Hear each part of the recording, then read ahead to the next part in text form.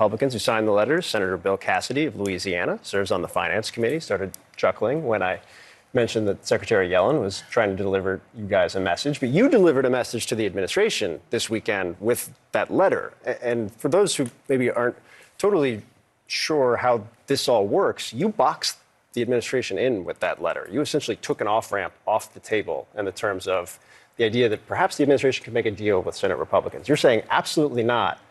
And not only is a clean debt ceiling increase off the table, so too is the idea of something small. This has to be significant budget reforms. I would phrase it very differently, Phil. Please. Because the House Republicans and the Senate the Senate was never going to be a part of this. People would come to the Senate and say, oh, can y'all work out a bipartisan deal? As you've done in the past. As we've done in the past. Right. The president has refused to negotiate with McCarthy. It is a total House Republican White House deal. And we had to send a signal. Mr. President, engage. We cannot help you here. It is between the two of you. So if you need a wake-up call that Senate Republicans and Democrats cannot pull these chestnuts out of the fire, this is your wake-up call. We're trying to catalyze his engagement. But they're saying you won't engage. This is a deal between those two parties. And then they're saying no debt ceiling increase without significant budget or spending reforms. So we're saying, listen, this is what McCarthy's calling card is. Right. Now, let's just put it on the table. Whatever you think, the House Republicans have a certain position. McCarthy is riding an elephant. He's got to manage that crew. Let's just be pragmatic. All of them. All of them. Because one has the power to... Almost. Yeah. And so if you don't send a signal, listen, the game is really between you and a speaker who's got to bring all these Republicans on board, which is a very fractious amount, then you're not understanding the political dynamic. This letter was about understanding, Mr. President, show leadership. Understand the political dynamic, not as you wish it to be, but as it is, and let's make something happen.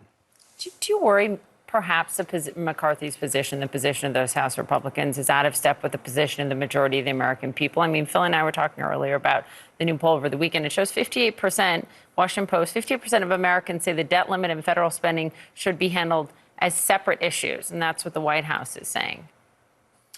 Well, one, it's the House we have. But secondly, I think if you rephrase that, if you said, American people, every month that we continue a student loan pause, that adds $5 billion to our nation's debt and moves the kind of expiration date of borrowing authority a little bit closer. Now, the president's policies are actively making this worse. So if you phrase that question to the American people, the president's policies are actively making this worse. Do you think the president should stop those policies? You could also phrase it as, you know, totally cutting taxes on the wealthy also contributed to this. My point is how you phrase that question is important. I will also say, though, that the president's policies are actively making it worse. Okay. And so when do you have a point of leverage to get the president to back down? We are now hearing people talk about the 14th Amendment, Section 4 of the 14th Amendment. I think a lot more people are Googling it. And, you know, part of it, the validity of the public debt. Hopefully the Treasury Department's done a little bit more research than that, but yeah. You know, average folks Googling it. The validity of the public debt of the United States shall not be questioned. Let's listen to the administration talking about whether it would be unconstitutional not to raise it. Here it is. Are you prepared to invoke the 14th Amendment and blow through the debt ceiling? I've not gotten there yet. Is that a hard and fast position that the president will under no circumstances invoke the 14th Amendment? Look, all I want to say is that it's Congress's job to do this. If they fail to do it, we will have an economic and financial catastrophe. What to do if Congress fails to meet its responsibility? There are simply no good options. And the ones that you've listed are among the not good options. That is the Treasury Secretary and the President not invoking the 14th Amendment off the table. Do you think it's unconstitutional to not raise it? I'm not a constitutional attorney. I read Lawrence Tribe's article over the weekend. Me too. But he's got a perspective on it. But let's just take what Yellen said, that this is going to be a fiscal disaster. What's been a fiscal disaster for families, not for people on Wall Street, not God bless them, but for families, has been the inflation that is just eating up their buying power. Now, you can look at the inflation rate when the president took office, which was extremely low, and you can look at the inflation rate now, 6 to 7% per month. year over year. This is just emptying out people's pockets. We're asking the president, think about those families, pull back on some of the spending that you seem hell-bent to do, and then we can negotiate. Or I'm speaking for McCarthy right now. Right. I actually think for the sake of those families, that's a pretty good place to be. But the kind of other side of it is that's your position, with the leverage being, if you decide not to come to the table, all those people who've been dealing with inflation, now their credit card interest rates are going to spike, their auto loans, their mortgages. And I think that's kind of the... And they might lose their job. That's the disconnect to some degree between the administration and House Republicans. The administration is saying this shouldn't be something to be used as leverage. This is the U.S. economy, which is bigger than just Wall Street. It's people. So I'd actually agree with you totally. That's why the president needs to engage. The president shouldn't be convening the four leaders because Mitch McConnell will say there's nothing he can do.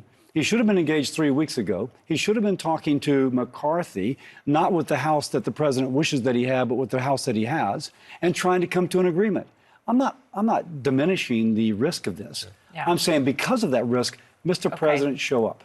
And look, Democrats could have done this when Democrats had control. And Yep. hindsight is often helpful. While we have you, we want to talk about guns and this tragedy, just the latest tragedy, mass shooting. How many times have I taken my family to the mall on a Saturday, right? And look what happens, 8 people murdered. You're a physician, you're a medical doctor. Do you think that the gun violence in America now is a public health crisis? Is it an epidemic?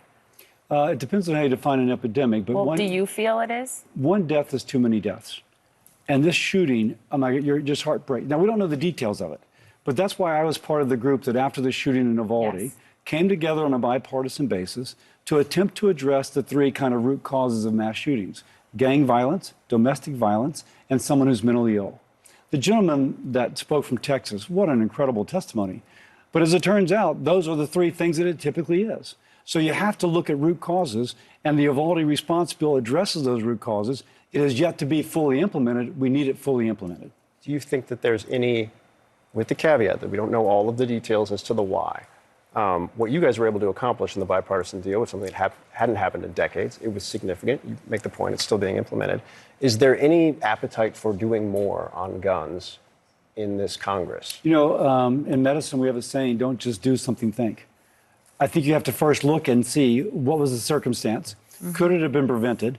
By the way, the federal legislation enables states to pass laws on their own. So I think it may be that it's actually the state action that has been set up by the federal. I don't know the circumstances, but that's part of it. And in the response to the Nashville shooting, the governor of Tennessee has called for state action. That's right. And look what Rick Scott did in Florida after the Parkland shootings there. I would just, you talked about states, so let's end on your state. The CDC data shows that Louisiana had the 2nd highest firearm mortality rate by state.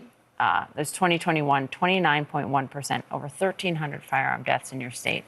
Do you want to see more done on this in your state? Absolutely. In the Uvalde response bill, we actually created funds for the states, such as mine, to have more resources to enforce restraining orders, for example.